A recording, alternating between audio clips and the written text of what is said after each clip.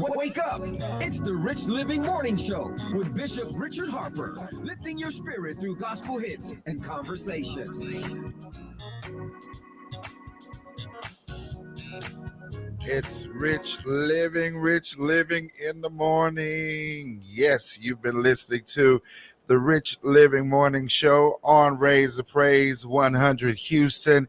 It's a Mix It Up Monday, and I'm so excited that I'm mixing it up with my girl Chastity Latrice this morning. We're live on Facebook. We're live on Facebook, YouTube, all over. Good morning, Chastity. How are you? Good morning, sunshine. I'm doing well. I came in all like, what's up?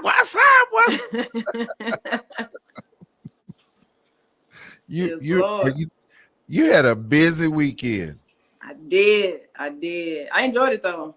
I know. Y'all got on my nerves because you know I was supposed to have been there. But I have responsibilities and I have a life and a church, and I can't just roam the country like everybody else can. Hey, listen, I can't talk smack because I ain't got no I ain't got no ties, so I just be with the wind. You don't even have a dog. Come on. I don't. You need to get a fish. Something. It's too much responsibility. You need to get a fish, a bird, or something. Something that gives you some sense of come back home. Nope. See, I don't like you. I love you though. I don't like you. You need used to be me though. You need responsibility. No, you used to be me. I'm in the realm where you already been. So you already been through what I've been through, and then you go to the next level. Oh yes. And I love my new level. I love my next level. I love it. But you were at the 2021 Spin Awards. Yes. And Raise the Praise 100 Houston was definitely in the house. Oh yeah.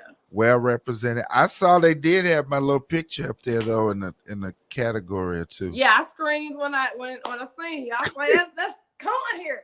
I heard the screaming. I appreciate the screams. Yes, sir. But so you performed. What was it like?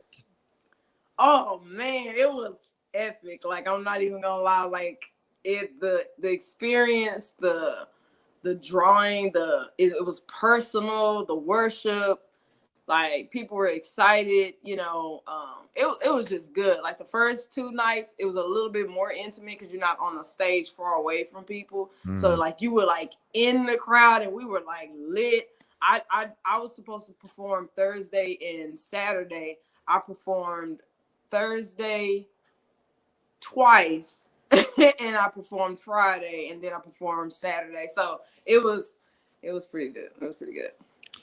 I know that's right. That was fun. I mean, I loved it. Wait a minute, but I didn't see what you had on the red carpet.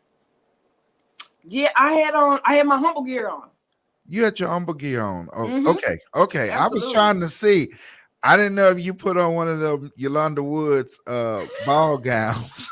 No, not that round. Not that round. Yeah, I told them next year they better watch out because I may have something on that they ain't gonna recognize me. Yeah, I didn't know because I know where you come from. So I was like, let me see what my girl got on. Because, I remember how your mother used to come in the church like Cinderella. Like Cinderella. Hey, yeah, mama got it. Yeah, I told her next year she gonna have to hook me up, bring out some of that old school, and put a twist on it for next year. Yeah. I'm telling you, yeah. I can't wait to see it. Well, it was still yet a great weekend for me, as well. Okay. It was still a great weekend. Want to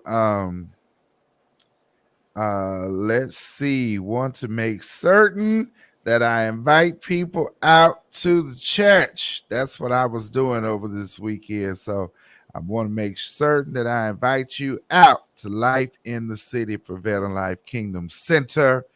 Meet us. We're in the medical center now, guys. We were on the west side, but we've come out of the burbs and we are in the city because that's where God told us we're supposed to be. So you can meet us there every Sunday at 10 a.m. 3116 Telger Street, Suite D, Houston, Texas. So definitely want to invite you to join us there.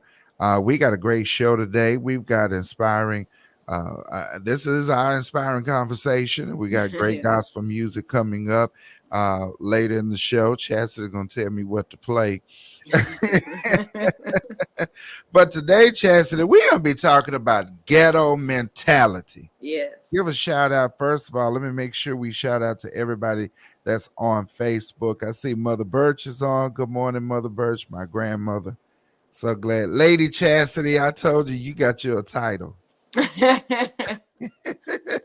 I'll take it you got humbly. you got your you got your church title, but we want to talk about today this ghetto mentality. We need to talk about this, Chastity, because it's really just making a lot of people uncomfortable. And Yeah. and so we need to talk about this, and we're going to talk about this ghetto mentality. Is this self oppression, or is this just the new cultural norm? And other folks who feel like they are not ghetto, normal people is something to accept. So before we have this conversation, this is what I must do. New Wave Media takes no responsibility for the opinions or the statements made by the host or their guests. Statements or show topics are not the necessary belief of the radio station.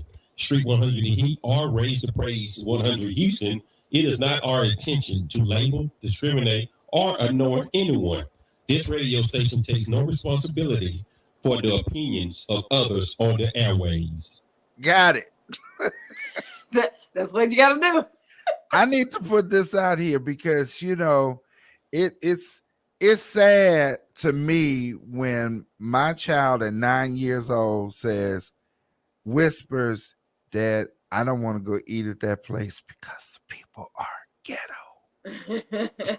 Was a nice place. It shall remain named. It's good food. Yeah. But my son says too many ghetto people in there. And this vibe is just prevailing. Yeah, I mean, I think it's more of a perspective. Personally, that's my take on it. That it's a perspective thing. Because one ghetto move from one person is not ghetto at all. I think culture, of course, plays a part in that, and generation, and depending on relationships and things like that. I would say that I know some ghetto people. Some people wouldn't consider me ghetto, but I think I do some ghetto stuff myself. So I just think it's perspective and where you coming from and what you're looking for. In your day. I mean, what would have made the people ghetto? Because they're loud, because you can hear them eat. I think it's just perspective on how you see it. And that's a good question. Is to first of all understand what is, number one, a ghetto mentality, and I think what people are calling ghetto, the first thing is understand ghetto mentality or hood mentality. It's a mindset, and it's a mindset that some have described as one that is steeped in fear and poverty. It's just a way of doing things the way things were done in the hood, the way things have been done in the street. And so many believe that, it's the downfall of the Black community. Now, my problem with this whole ghetto mentality thing and this whole ghetto issue here's the first problem I have is why is this always, this is Black? This is Black. Now, I live on the other side of town, and I see ghetto white folks in my neighborhood all the time. And I just don't know what's so attractive about being ghetto, being hood. Nobody wants to be redneck. Because I travel internationally, Chastity, and I mean, traveling all over the world, this culture, this subculture, I see it all over the world. I've seen it in Israel. I've seen it in Africa. I've seen it in Europe. I've seen it all over the world. So I've just not seen it in the United States.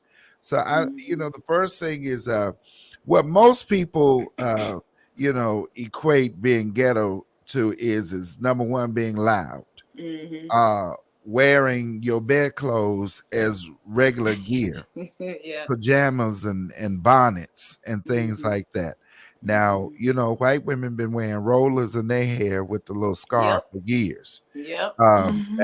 That is true. We've Yep. seen that.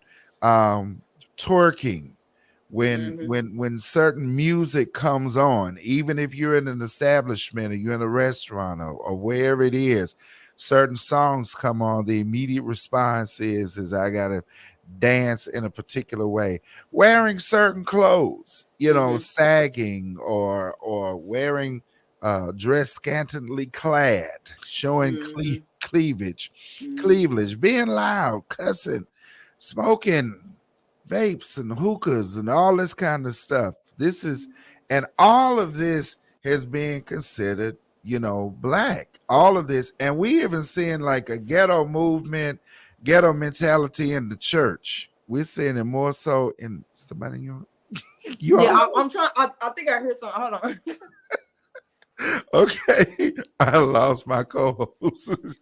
She's looking all off in the shadows. But guys, I want you to feel free to comment and talk to us about this conversation. Is because it's causing a lot of debate. um, Monique made a comment about black women and how they're dressing, and black women. This was Monique's comment. You all right? Yeah, This is yeah, I'm good. live, y'all. Okay, you start looking around like that. I'm I like, I heard this little ticking noise. I'm like, what is going on? But I left something on. oh, okay. No, we don't want no trouble now.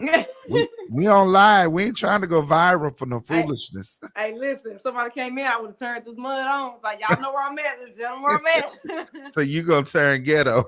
Hey, real talk. Hey, listen, I told you I do some ghetto things. Right, right. Is it maybe it's Bougetto? Bullshitto. Come on, I like that. That's Yeah, the that's what a hashtag. friend called me in high school. He said I was Bougetto. He said I was Bullshitto. bougie, and then I had a little ghetto edge, so they created this term for me, Bougetto. Good morning, Bullshitto. Emmett Taylor. That's Of dope. course, guys, if you want to get in on this conversation, you can dial in and make your comment 346-355-0100. Because I think this is something that we definitely need to talk about. We need to discuss, and let's understand what we're dealing with here. This whole mentality, I think it is. I think it's tearing our community down. It's like they're saying that we don't have standards as people of color, and that's what we are described as, not having standards, as not having class, making people uncomfortable, but yet and still other ethnicities are picking up the same style, and it's like it's accepted by them and it's acceptable. So is it that we as black people sometimes we just give people weapons to fire against us? No, I don't think it's weapons. I think it's more of a race issue than anything because I've seen a post later last week where a guy wrote. You remember how they rolled up? Used to tuck your pants and roll them up at Mm-hmm. the ankle, Mm-hmm. and he was like, "This is the new style. This is how you spiffy up your your jeans." And he had like a t-shirt on, the blazer or whatever, and it's just Mm-hmm. like people were in the comments like, we've been doing that. Like, he wasn't of color or whatever. So it was just like, we've been doing that. And when we did it, it was like, that was hood, that was ghetto.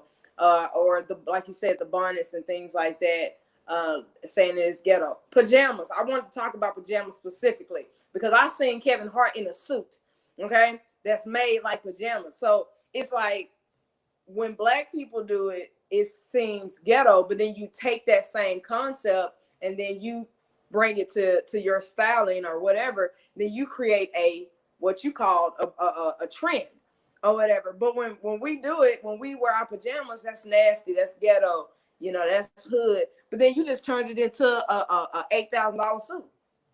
You just turned it into a suit. So it's just like, obviously, there's some, to me, some intimidation about how we're so comfortable with us that Mm-hmm. we can do anything and we're good with it. We don't care what it is. Rollers in the hair, rolling your pants up, wearing pajamas. We're comfortable with who we are. So instead of embracing the fact that we're comfortable in our skin and what we do and how we embrace things, you want to call it ghetto, and then you want to take a piece of it and put it yourself, and now it's classy. Same thing with braids. They've been, they took braids and all this other type of stuff. Now I've seen a video. There was a Asian guy who, I guess, nappied his hair up. That boy made that hair nappy. Do you hear me? Yes, I saw it. yes, I saw yes.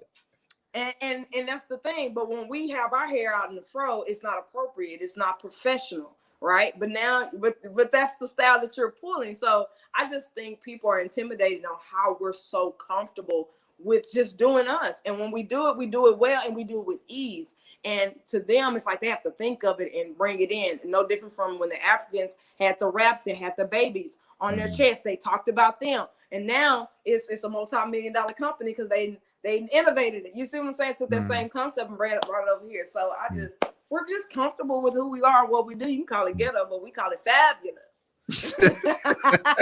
As only you can say. But Chaz, okay, that's fashion. That's fashion. And you can find a lot of things with fashion because, like I said, nobody wants to be redneck. Everybody wants to be hood. Everybody wants to be ghetto. But what was it back in the day? Was it Von Dutch? Like the kind of John Deere look? I mean, they had it in Nordstrom's. It was kind of like the tractor farm kind of Oh thing. yeah. I think it was Von Dutch or something like that. Anyway, and I remember saying that like that was a style. But when we start talking about this ghetto mentality, let's talk about behavior patterns. Okay. When do we stop being loud? I don't know. I'm pretty loud. So I was just like... But Chazzy, you are loud, but you are articulate and you're intelligent. And just because you know slang or lingo or you use certain words or what have you, I find myself sounding like my parents with my son. It's certain things I'm saying, okay, don't say this anymore or don't say that, but there were things that we said, but we were taught how to keep it in context. Okay, this is the way we talk with our friends, this is how we talk in the hood, this is how you talk on the corner, whatever, but this is not how you speak in a public place or in a professional environment. Right. That's it. Yeah. Somebody commented about Von Dutch. Yeah, Von Dutch made trucker hats, and I was professional then and kept them neat. But the others didn't understand it. That's right. It was like the whole trucker look. Thank you. I said which has came back by the way. The trucker look. The trucker look is back. So let's talk about being ghetto when it comes to behavior in a public place, because I'm tired of people being loud. I'm tired of people being loud. I'm tired of twerking. I mean, I'm definitely tired of the twerking. It has its place. It ain't not. I mean, that has its place in the club, at the party, or whatever. Yeah. But I mean, I walked in the Saks in the Galleria in Houston, Chastity. Saks. I was in Saks. And I went in Saks, Carrington and I, to look for a gift for his mother's coming up Mother's Day or something. And when we walked in the place in Saks, it looked like I was in the projects. And my son was nervous because Carrington is not too much exposed to that. He was nervous. And I was like, wait a minute, why are these where did these people come from? And they got a little bar in Saks. And, folks was hanging out, like really just hanging out, getting drinks, Hennessy, and all of this is going on. And it's like the white folks were afraid to come in. I guess they went over to Neiman's. And so, and then I'm learning that, because, Chance, I don't know people. I mean, I know you, but I don't recognize a lot of celebrities. People don't understand when you really in ministry and you engaged in ministry, or not just ministry, but when you a healer to people. You really don't keep up with a lot of stuff like movies and pop culture. You miss a lot. Like when I was at y'all's youth minister, I missed a whole decade. It's a whole bunch of stuff, Chad said, I don't know. But it's like I found out, oh, they were telling me, oh, this is a ball player. That was an NBA player. Okay, this was a rapper. Okay, this guy over here owns such and such. But I'm looking at sandals with with tube socks and wife beaters. Do we still call them wife beaters? And joggers, joggers pull up chastity. When does it stop? This the thing, it's not gonna stop because it's innovating into something else. Joggers are not sweatpants anymore to people. You have joggers with suits now. I have joggers. I don't have a problem with joggers. Yeah. Okay. So, like, as far as behavior, stay on that. As far as behavior, I do think there's a time and a place for everything. I think, but I do think loudness, you have to kind of know what's going on to consider it ghetto. Give you a perfect example, and I'm not making this up. 2 weeks ago. 2 weeks ago, I'm at work, right? So we're at these things called portals, which is basically the employee version of TSA. And we were laughing, and it was 4 Black people, 1 Dominican Republican guy, and then 1 Indian guy. The Indian guy wasn't talking to us, but the brown people were talking, right? And so a lady that was a non-colored lady came over, and I be feeling bad when I say it. Okay, but it's like she came over, and she one of the ladies that cleaned the restrooms, and she comes to me, she goes, "Oh, it must be nice that y'all can laugh and talk and stuff like this." And I thought it was weird because it was random the way she said, and I said, "I guess, and I just went back to the conversation. She walked off. She came back less than 5 minutes and said, "Okay, you guys need to, it's unprofessional." I said, "What's unprofessional?" Because we weren't talking about anything unprofessional. Our laughs were extremely loud though. And so we were enjoying ourselves. And so she got offended and thought she needed to stop doing her job and let us know that our laughter was unprofessional or ghetto. She didn't want to use that word, but she definitely was looking at us like that. And everybody kind of just paused because in the environment that we in, we see a lot of hostile stuff. And so when we have moments where we can laugh, we take those opportunities or whatever. So I think those situations, like I said, it's just looking at us. That's really what it is. Because I feel like if it was a room full of white people and they were laughing, I don't even think she would have been bold enough to even walk over there and to make the comment that she made. So I think it's, like I said, perspective. But you have situations where people are just popping off for no reason. Ghetto and conflict. Yes, that is what needs to stop, because that is unprofessional. It's unkind, especially as Christians. When you see Christians doing, it's unloving, and it doesn't represent God well at all. So when you look at it like that, when you talk about our actual behaviors and actions and things toward each other, popping off, I've seen people pop off over small things that can just be fixed, with a conversation. And I think people kind of run with that. So I think that culture needs to be canceled. If we're going to cancel something, we going to cancel that one. Absolutely, because I'm tired of seeing this. I'm tired of seeing women clapping and clapping their hands and going in with all of that. And because the ghetto vibe is just making it uncomfortable for some Black people. I mean, African Americans. And you're seeing it in places. It's in education. It's in HBCUs. So, that's talking about this ghetto mentality when it comes to behavior.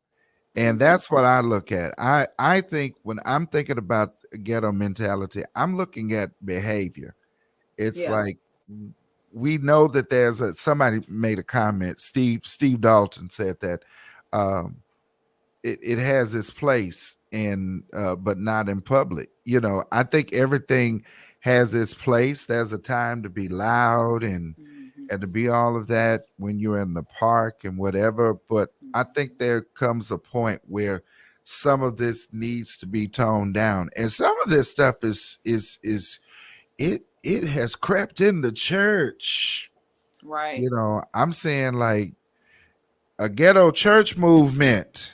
Ghetto church movement. I am. I've seen hood prophets, thug prophet, um, Yeah. all of this kind of stuff, and it's like, okay, I. The issue for me, Chaz, is I think I grew up in a generation where people were trying to get away from this. Hmm. Thank you so much, Sheila Proctor Hamilton. Thank you for joining us. It's good conversation. And Emmett says to you, Chastity, just Say say the others. others. I'll say Just that. say others. Thank you. One of my friends in New York, she says our cousins. Our cousins. She always says our cousins. Yeah.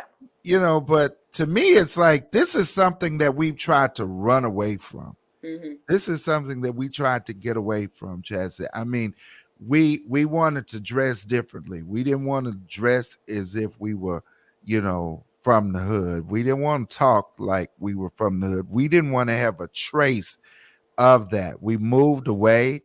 And the funny thing is even like some people now, Emmett is and I we attended college together. He's viewing. And some of our, you know, friends, some of our fellow alums have changed their names after they've graduated because Mm. they came to Paul Quinn. They had some hood names. In Africa, they call them the African American names. That's what the international community calls like Kilolo and Quishon and all of that. They call it Yeah. an African American name. And I'm like, what is African American about this name? We don't have a language if we speak English. So it's like, but this is an African American name. But I've noticed people after they've matriculated, you know, they've changed their name. They're now using their middle names are part of their name as a professional name. This is something that there was a generation that we saw it as rising above, and we wanted our children to rise above this. We wanted our children to behave differently and have a different experience in life. So some of us, we put our kids in Jack and Jill, and you know, we got in different organizations and things like that, so that our kids could have a much better experience and a different experience. But now we're going backwards, and I think with this whole ghetto vibe, you know, I was speaking with a young lady yesterday. She said she can't go out. She didn't go out anymore because it's uncomfortable. I feel it's setting our kids back. I really think it's damaging to our kids. Now, Chastity, you're in that industry. You're in the hip hop industry. You're in the industry. It's you muted yourself. You're in the Christian hip hop industry, and I think it's appropriate there. I think, you know, the grills and all of this, it has its place. It's appropriate, but I don't think it's that subculture. I don't think it's appropriate in mainstream culture. And I know people gonna say, "Well, who do you think that you are? And you can't tell people what to wear, and you can't tell people how to speak, and you can't do this." No, I'm not telling you. I'm just making a suggestion. Right. Right. I think people have taken the beauty of learning liberty to the extreme. Mhm. I think the minute people started realizing that we had a little bit more liberty, I felt like, especially with the church, I feel like that's why a lot of stuff is becoming the norm, because we have taken liberty as there's no standard. And I think that's not biblical to say that liberty is like this freedom of no standard, right? Mhm. Because even in the beginning in Genesis, when he gave Adam and Eve liberty to choose, there still were limitations, and there was order and structure still with God, because that's the type of God that we serve. And I think that people have taken that and they've ran with it, and they've kind of manipulated the freedom that God has given us. The Bible also talks about all things are lawful but not expedient. That means I could, but is it beneficial? Does, you know, is it helping? Is it assisting in what I'm doing? And I think people really need to get back to the basics, which I think a lot of old school people would say the old ways, because I think a lot of people, Holiness. yeah, and I think people get a little offended when they hear that, because they feel like it's putting them back in a box, but it's not really putting you back in a box. It's just saying that there is a standard. Now, that standard is not limited to religious mindsets, right? But there is a standard of holiness with God. And so to research that holiness, go back in the Bible and start dealing with how Paul talked to the church about certain things. Paul dealt with women shaving their heads. Now, at the time, women that shaved their heads were prostitutes. So you have to correlate with what's going on. So that same concept that Paul was talking about, you have to take that now. How do prostitutes dress? How do they show themselves that they are willing to sleep with you? Well, if you're dressing like that and then you get mad because somebody called you one, you can't get offended because you're portraying exactly what that is in the culture, and we're not crazy, right? So I think we need to be realistic, and we need to be honest with ourselves about what we're doing and why we're doing it. I've seen so many. I'm tired of seeing butts on Facebook. I'm tired of seeing cleavage on Instagram. You know, I've unfollowed people. You know, I had a brother, I love him. He is really sweet, but he shared this flyer one day, and a woman's butt was just out. And he's one of those street hip hop artists where he goes to the street, he goes to the club, and his music is biblical. But you know, the flyer, and I was like, bro, you know, I gotta unfollow you. I can't see that type of stuff. And he goes, well, I didn't make the flyer. I said, but you shared the flyer. You can tell people where you're gonna be without sharing the flyer. But I think the fact that we've got so comfortable with the fact that, oh, you know, well, I didn't do this, I'm just there and I'm doing ministry. Yeah, you may be doing ministry, but there is a way to do things. It's just in decent and in order. And I think I'm in agreement with that. And I'm a young person and I am in the Christian hip hop world, but I still believe that there is a way to do things appropriately, period. We've got to go back to standards. And here I am. I'm going to get in trouble for this. I think when we started with casual Sundays in church, I think that was the beginning of losing boundaries. I think it first started with casual Sundays and that made up scripture. God said, come as you are. You know, I'm not saying you got to be in a suit or anything like that, but we came from a culture as believers where we felt as if, okay, we want to give God our best. Now, some would say that's slave culture.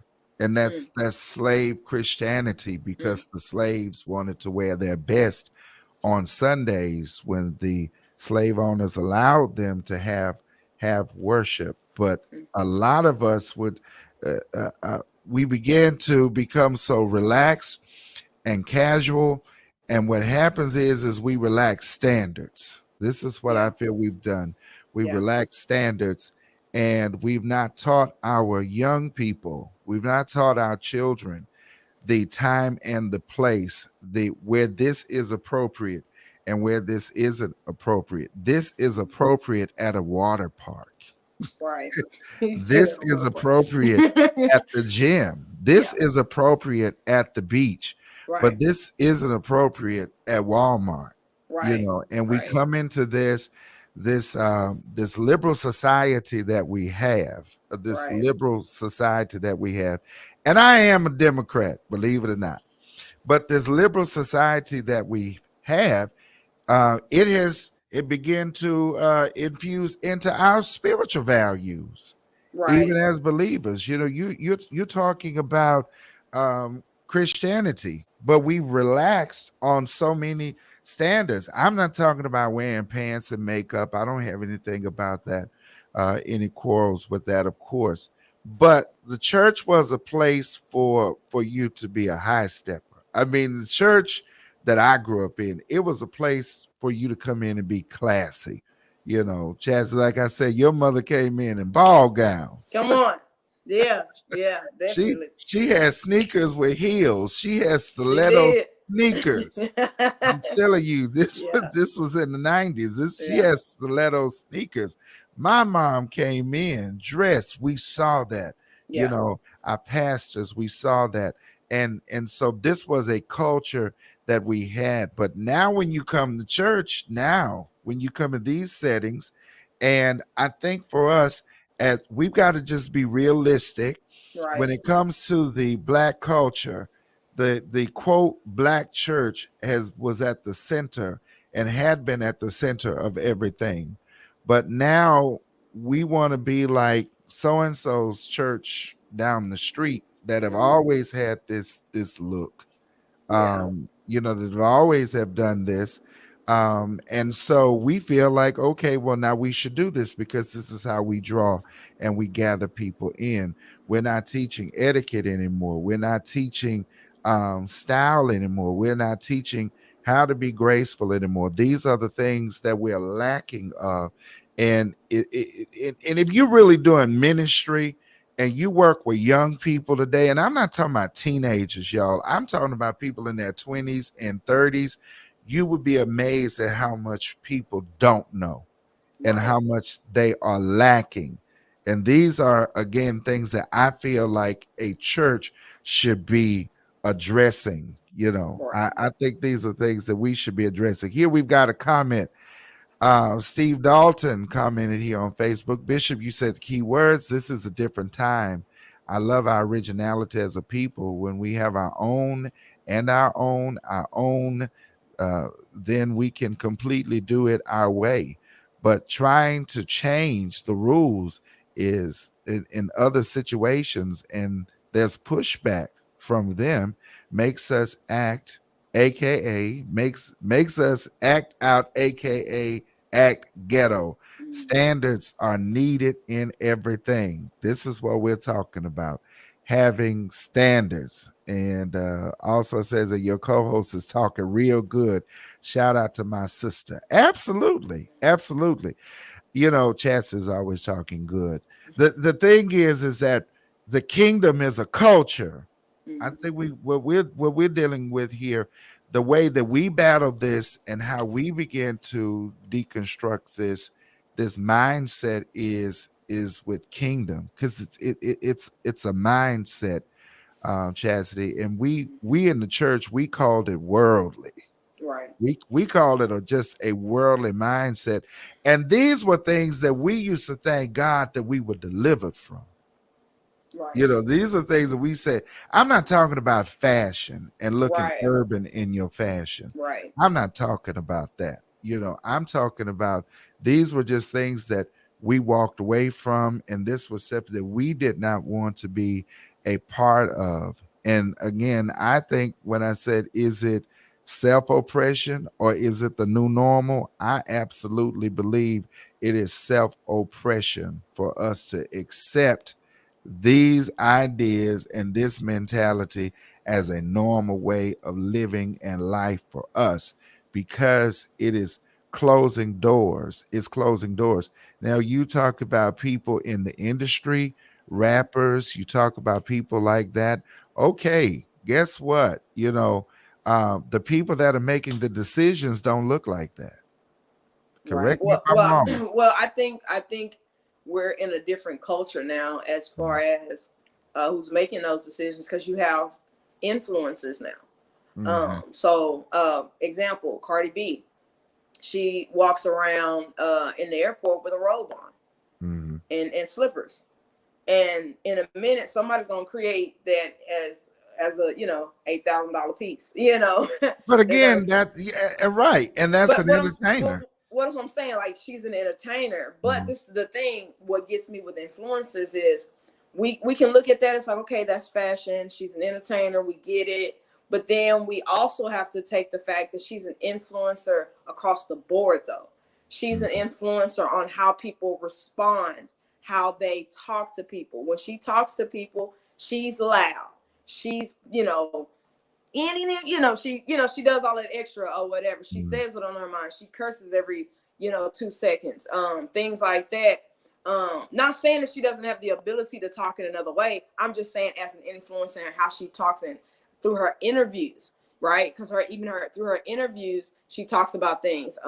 She has a song called WAP, and then turns around and gets a award for it and says, "I just want to thank God." Like, I mean, it's God didn't give you WAP. At least not the true and living God didn't give you WAP. So, but that's the influence that she's giving, though. People are going to portray that in their world, even though they're not an artist, right? So that's my thing. I think as artists, we have a responsibility to carry ourselves a certain type of way. Now, I don't expect much out the world. I just don't. I just think that would be kind of delusional for me to expect a lot out the world. But for a Christian artist, I carry myself a certain type of way. I deal with people in a certain type of way. I'm huge on integrity. I'm huge on about following through when you say you're going to do something. Be when it comes to business, do everything in decent and in order, with grace, with respect, even when you don't agree with something. And I see that as a Christian artist. Two artists that I love. You got Uncle Reese, you got KB. Uncle Reese believes in walking into that building with a suit on. KB believes in walking in with jeans and some Adidas and a t-shirt, and KB is extremely intelligent. If you listen to anything that he follows, he's extremely intelligent. But you see those two people, even though they may dress different, they both have positive influences. They both talk about the same stuff. They both treat people with respect. They love on people. And that, to me, is like, okay, we can get past the clothes. We can get past that little mini fight because what you're saying is valuable. And if you're in a suit and if you're in jeans and you're both saying the same thing, how can two walk together except they agree? That's the things that we need to be working on in our culture, in the church culture, because we can't expect much out of the world because they're going to do what they want to do anyway. Exactly. But these people that you're talking about, and some of our younger generation don't realize these people have achieved success that has allowed them to come through the door. Right. And they are accepted in doing the things that they do. Some of them have made the money. Some of them have amassed the following. They've gained the necessary following for that. But here you are, you just walking up. Nobody knows you. Nobody's going to look at you and roll out the red carpet for you when you just showed up here and nobody knows who you are. So I think there comes a point where we understand that there's certain things that we do and we work to get into, certain places. And as you said, we're talking about the church here because this is a Christian show. Yeah. This is a Christian show. Let me look at some of the comments here on Facebook. We got Dr. Veronica Johnson has made a comment. What you're seeing is a learned behavior mentality. That is when etiquette training is necessary. We prepared ourselves to be presented to God coming to church. Therefore, our best is what we presented when we attend church. Nicole Favored Paulette Reed says, speaking good, standards are necessary. Time to restore order again. And Dr. Beverly Rivers Dancer, we got a lot of educators watching us today. The church has a responsibility to blend the two in an effort to guide our youth in the right direction. Absolutely, as a Christian artist, we have a responsibility for sure. Thank you guys for these comments and participating in the conversation. Again, we're not against anybody. I just thought it was something to consider and to talk about when my 9-year-old son says, hey, I don't want to go to a particular place because it's too many ghetto people in there. And it was all about behavior. It wasn't necessarily about what folks were wearing, but it's just about behavior. Here's an article where a person or a blog is talking about what is ghetto mentality. And, and they give a list of things. Let's check this out. Ghetto mentality is a bunch of things. It is, number one, abandonment of old rules and morals in Black life. For instance, at one time, Out of wedlock relationships okay, weren't okay, but one had to get married once the woman got pregnant. Now we have baby mamas and baby daddies. We were a church going people in a way that we are not anymore. The concept that work is for suckers. Number three, the striving for an education. That striving for an education is acting white. Number four, the quote, no snitch beliefs. Number five, the embrace of excessive intoxication by marijuana and cheap 40s as part of one's cultural identity. And six, keeping it real, being angry, hostile, acting tough, pursuing revenge, being violent with little provocation, etc. And so they go on to say ghetto mentality is a mindset where acceptance of poverty, ignorance, addiction, and violence is the cultural norm.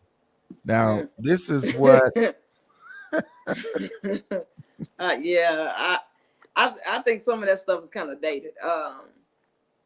I really definitely like want what? I definitely want to talk about that baby mama thing. Listen, I do not agree with getting married because you're pregnant. Mhm, No, mhm, that's mhm, not ghetto. I mhm, think it's unwise mhm, to do that. mhm, Um, we need to go back and teach abstinence and all that stuff again, of mhm, course. But when it happens, I don't think we need to force marriage on people because mhm, marriage it's a gift. All mhm, right. And I think when you put two people together who just were lusting after each other mhm, together and for a marriage that is supposed to represent God, I just think you're taken away from it. And I think you just need to counsel those people. mhm, Have they learned from their mistakes? What are their plans? How would they parent? Those type of things need to be talked about. That's not promoting premarital sex or anything like that. But when it happens, I think we need to deal with it appropriately, counsel people back to God, right? But I don't think we should be forcing people in a row. I've never agreed with that. I think that is the worst thing you can do. People be trapped in marriages. They don't even love people. Like, no, mhm. I don't think that's ghetto at all. I can agree with, especially in terms of, the one night stands and you Yeah. meeting these people after 2 or 3 months. Okay, but Chastity, here we go. I'm gonna talk to you as a pastor now. What about these people that sit in the church y'all been living together for 10 years? Yeah, Now, if you ain't figured out by now, that's true. now I'm talking about now I think what you're talking about is valid because I agree with you in terms of where people have gotten caught up in situations, young people have gotten caught up in situations, and that has happened. But now you've been sitting up there making this Negro bacon and eggs for 5 years. Right. You And, ironing his clothes. yeah. You fixing his daughter's hair. Mm-hmm. It's not yours. And listen, and I don't think, and I think that needs to stop. I think we need to go back to discipleship. That's Exactly. discipleship, All right. right? Come on. In the church, we lack discipleship. I have been to plenty of churches where I have to beg for discipleship. I want to learn. I want this. I want that. Because there are certain things that I love my parents, but they didn't give me because they didn't Mhm, get themselves. But if mhm, you have wisdom as a leader, you mhm, should be discipling young women and young men, because we always talking about women and young men, how to date, how to be mhm, single and be okay with yourself, right? mhm, I'm 34, I'm single, and I am happy. Okay. mhm. Like Yes, we know. I'm gonna I'm start just praying. I'm just saying, like, listen, I'm gonna. and marriage is beautiful and it's a gift from God, but we have to learn how to be single and complete in Mhm, God, right? I know how to cook, I know how to clean, I know how to mhm, take care of myself. So if someone does come along, I know how to do everything. I'm an mhm, entrepreneur. I know how to deal with bills. I know I'm working on learning credit and things like that. I bring the fullness to the table because I serve a whole God. I serve a mhm, God that deals with wholeness. So I'm not going to come to you bringing you 50 so you can bring me 50. I'm coming with 100. mhm. You need to have your 100. So Mm-hmm. we need to get back to discipleship and learning how to teach people how to be young women, and not based off of religion, but based off of what God has called us to be. You are a woman because God said you are. Not you a woman because you wear a dress, right? Or because you have a high peak tone voice. Because a lot of people get offended because my voice is heavier. You know, it's just like, well, I mean, my mom used to make fun of me because when I was a baby, she said I used to cry with a heavy, like, you know, I didn't scream like other babies, you know what I'm saying? But that's how God created me, and that's a good thing. When God created us, he said it was good. So that same concept needs to be taken and apply it to the church. Stop trying to marry people off. Stop. I want people to stop trying to marry people off. Teach people to be single and love Jesus first. Then when you see them start courting, let's talk, because we need to see where you are so I can discipleship you in the correct manner. So if people will do that, then I think a lot of that I have to cook and clean for you to show you that I'm wife material will stop. And the men, you know, the men just need to be taught how to be men, and you need to learn how to court a young lady correctly. Because a lot of people come to, I have people coming to me all the time, and I'm looking like, you already starting off wrong because you trying to ask me stuff at 2 or 3 o'clock in the morning. Delete. Get out of my DM. Stop. You know what you like in this stuff, and it's not, is if you know anything about me, you know I'm about the kingdom. So I just think we just need to get back to discipleship. Because let me cut this short. Discipleship. Well, and the key is the word that you use, Chess, is teach. And so Ephesians tells us there's a fivefold ministry. And there's a fivefold ministry. There's the apostle, the prophet, the evangelist, the pastor, and teacher. And that last one, that pinky, that teacher, we've lost sight of teaching. And that's a gift that we don't see in operation in the church anymore. We've lost discipleship in the church because Sunday mornings have become success hour. Right. It has become empowerment. Right. Empowerment sessions. And now I'm a certified life coach, and I always attest to say this. Now, I was a life coach before black folks knew what a life coach was, okay? Because black folks was asking me, what is this? You're a life coach. You don't preach anymore? God ain't called no life coach. He called a prophet. Okay, but now everybody got a coaching. Yeah. Everybody got a coach license now, license, okay? that's it. So I was doing it when black folks wasn't talking about coaching, right. Okay? And I wrote my book, Consciously Wealthy, when black churches were afraid to talk about higher consciousness and universal principles. And they put it out there that I had left the church. I was new age. I was all of this kind of stuff. He talking about law of attraction. But that's all I hear. Yeah. That's all I hear in the church now. That's all you hear.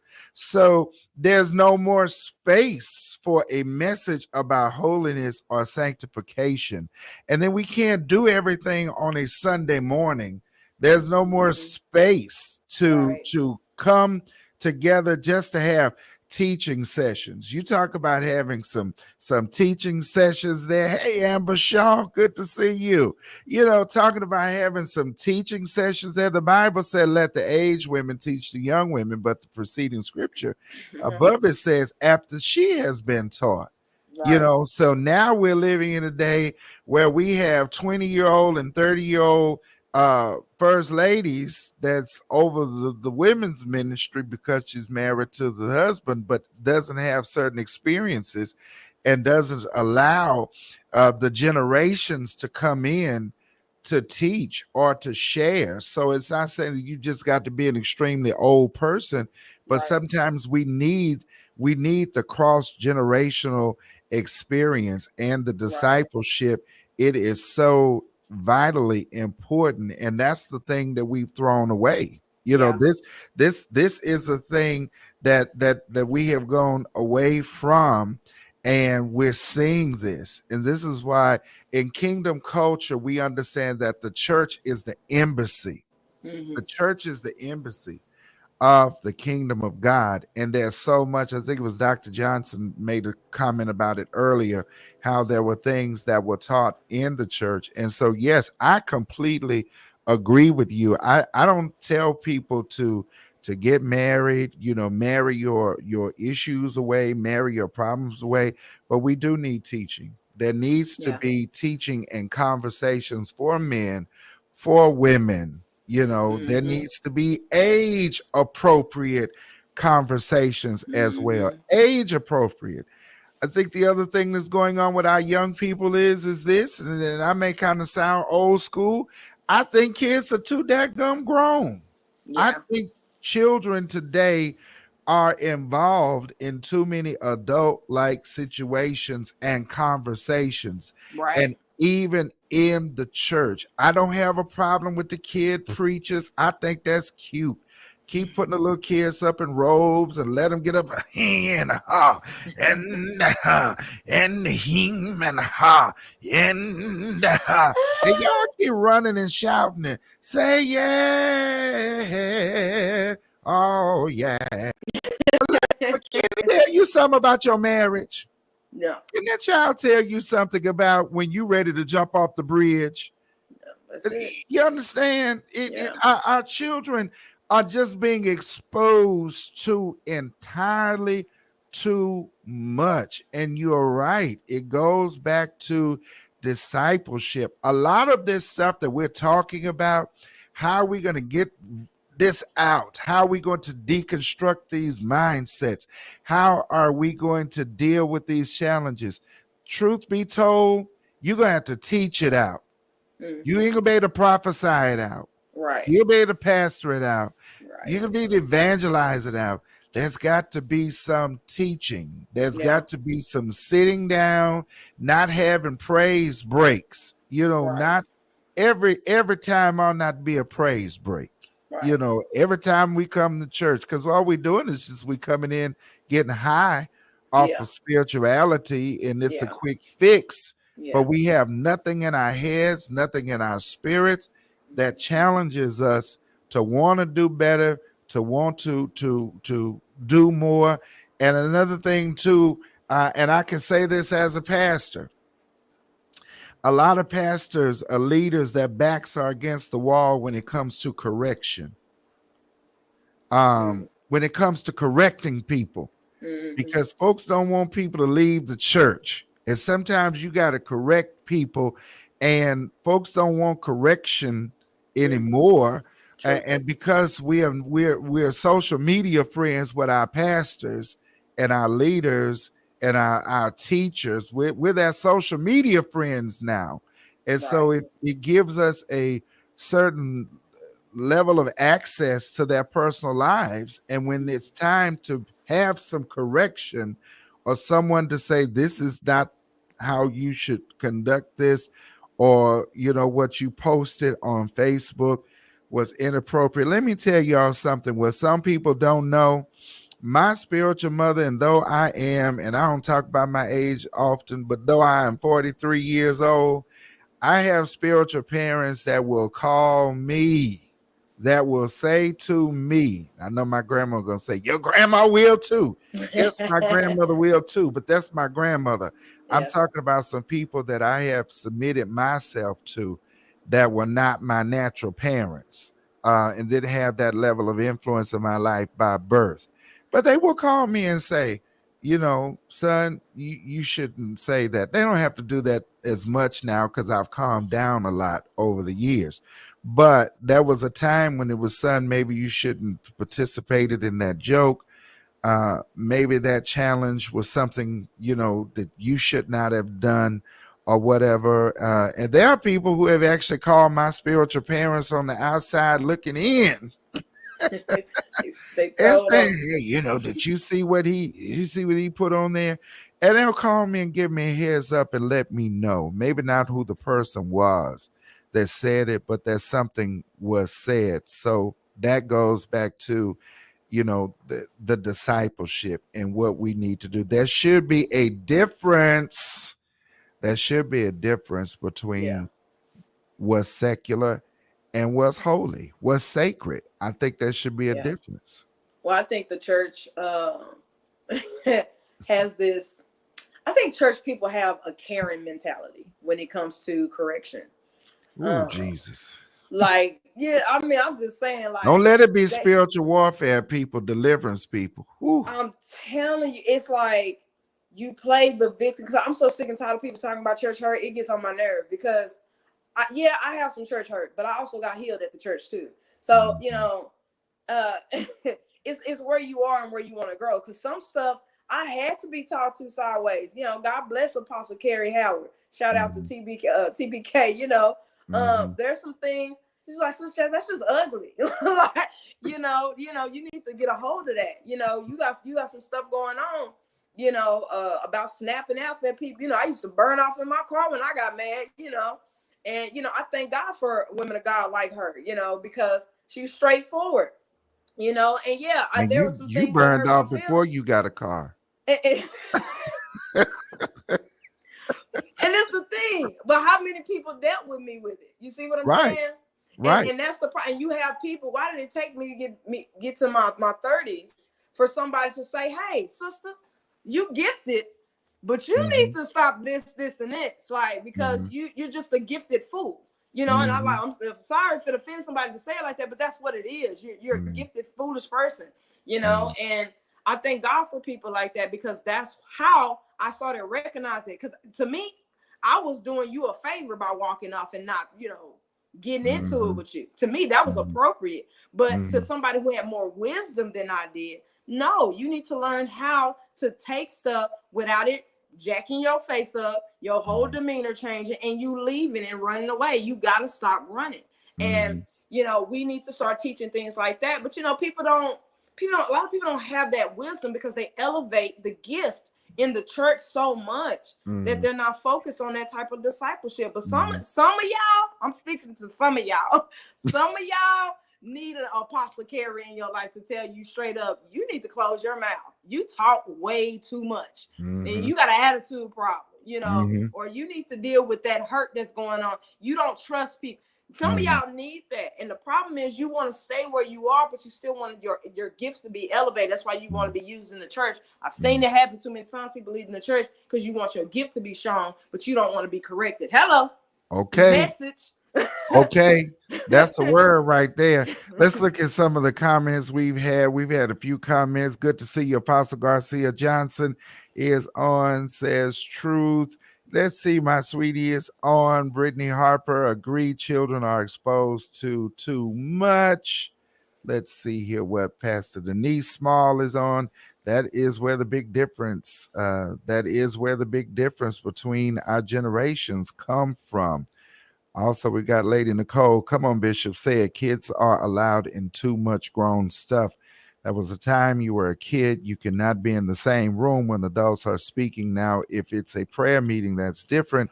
Other than that, kids do not need to be in grown conversations. Oh my God, so true. E. Frank, good morning. She was giving you big ups and shout outs and amens out there. Everybody's level of maturity is different, though. Yeah. Has the church allowed society to shape her? That's something that we've kind of talked about. The church doing that. Let's see. I saw another question here. Oh, it went all the way back up to the top. Has the church become too accepting of societal norms? There's two questions there from Apostle Garcia. And those were some of the things that we were discussing earlier. Is that these are trends, cultural trends that we have just embraced and we have accepted. But I think I like you use the term. See, Chance, this is why God told me to have you to be my Monday co-host, because I kept saying, God, how are we going to figure this thing out? God just gave me that strategy. I like that church caring, because my son, Carrington, uses that term, and he'll say it to his mother and I in a minute. Don't be a church Karen. Don't be a church Karen, because we're rebuking stuff without teaching it. And we're not teaching, again, going back to culture, kingdom culture. We've been doing a series in our Kingdom Life class on Sunday mornings at 10. So you come to our church from 10 to 10:30. We move into worship at 10:30, but we start with Kingdom Life class, and we're teaching on kingdom culture. We got to begin to teach culture, kingdom as our culture, and everything else is subculture to kingdom, and let kingdom be the prevailing culture. And that when we begin to teach kingdom, then we understand that we do have some standards, we do have some norms there. Now, I was telling someone, the big debate in the American church, especially in the black traditional church, women wearing stockings or hosiery. Well, I travel to Africa and preach. It's 100 degrees. I sweated so much in Tanzania, in Dar es Salaam. When I stood up to say Jesus, I was just a ball of sweat in my introduction.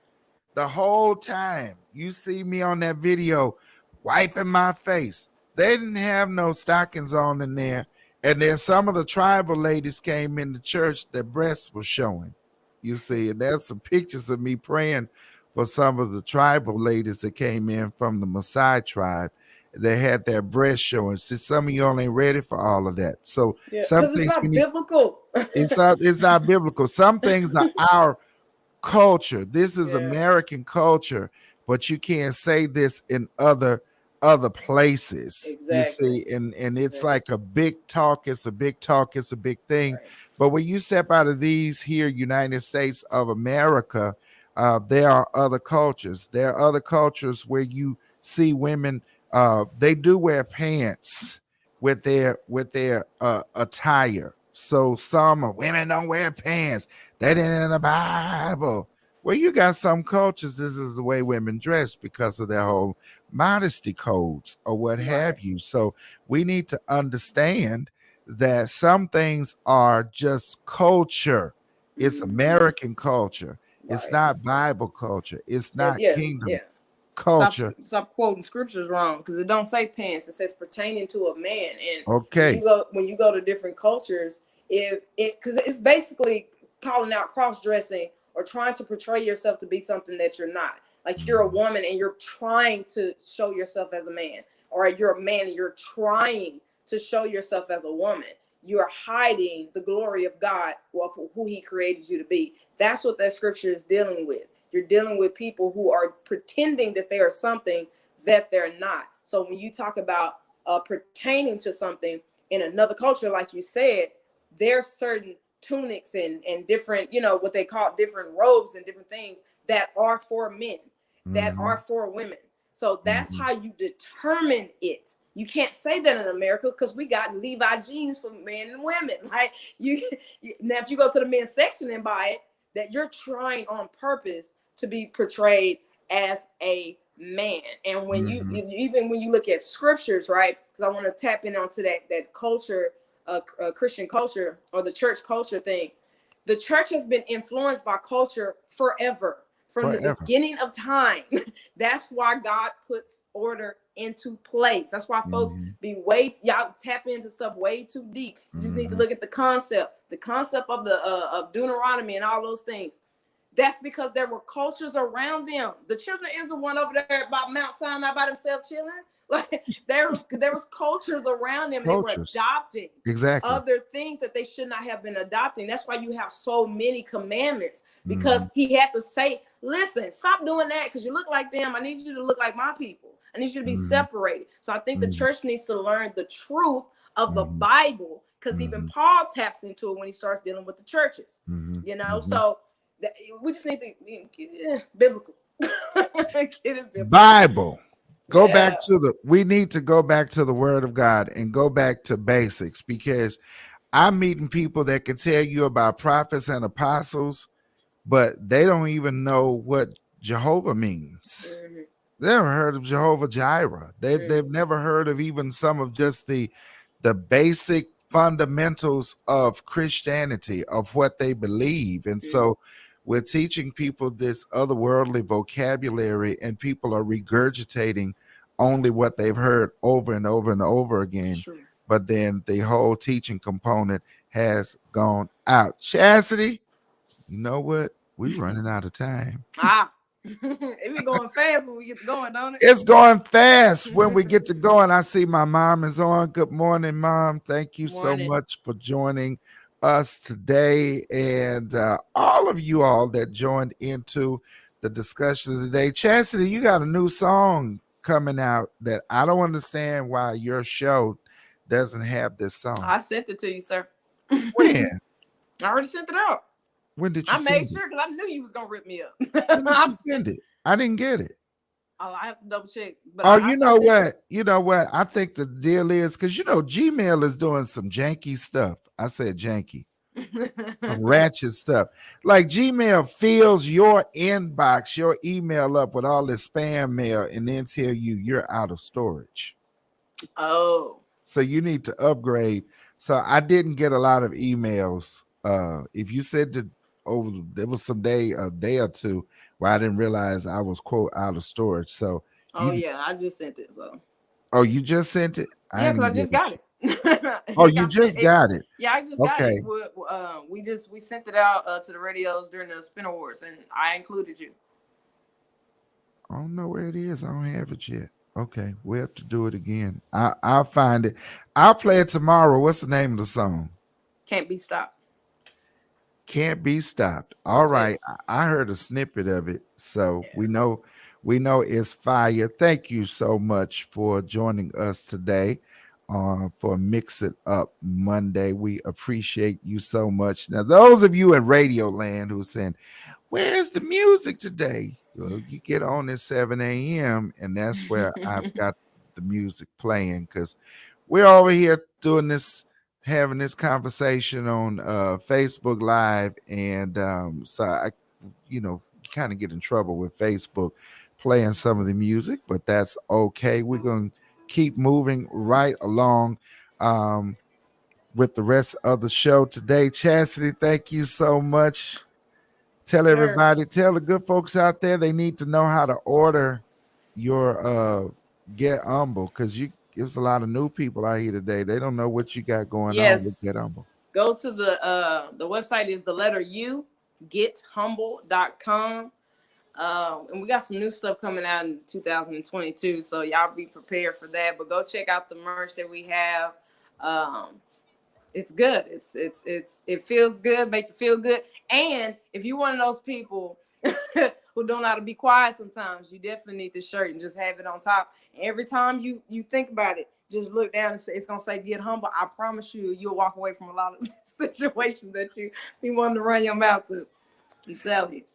Absolutely. Please make sure you're ordering, and I'm definitely going to have to get me a Get Humble hoodie now because the weather is going to get a little cool around here. And, of course, the Rich Living Morning Show, my Rich Living hoodie as well. Yeah. Because I'm just got my T-shirts on. Guys, keep listening to the Rich Living Morning Show. We are on 7 a.m. to 10 a.m. every day. Of course, our digital version of the show is going off, but I'm still on air at raisethepraise100.com. If you'd like to support this show, not just the digital show that we do on Mondays, but to support the show, Cash App, $Rich Living 777, or paypal.me/Rich Living 777. I need your support. Yeah, I heard Dr. Fred K.C. Price say, I need your money.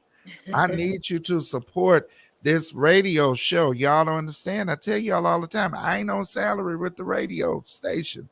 We do this out of the ministry. So whatever you'd like to give, hey, $5, $10, it helped Barack Obama become the president. So whatever it is you give today is going towards the production of the Rich Living Morning Show. Thank you so much, all of you that support this show. And Chastity and I will be back in conversation again on Monday, but keep listening right here on Raise the Praise 100 Houston. Yeah. Listen, you've been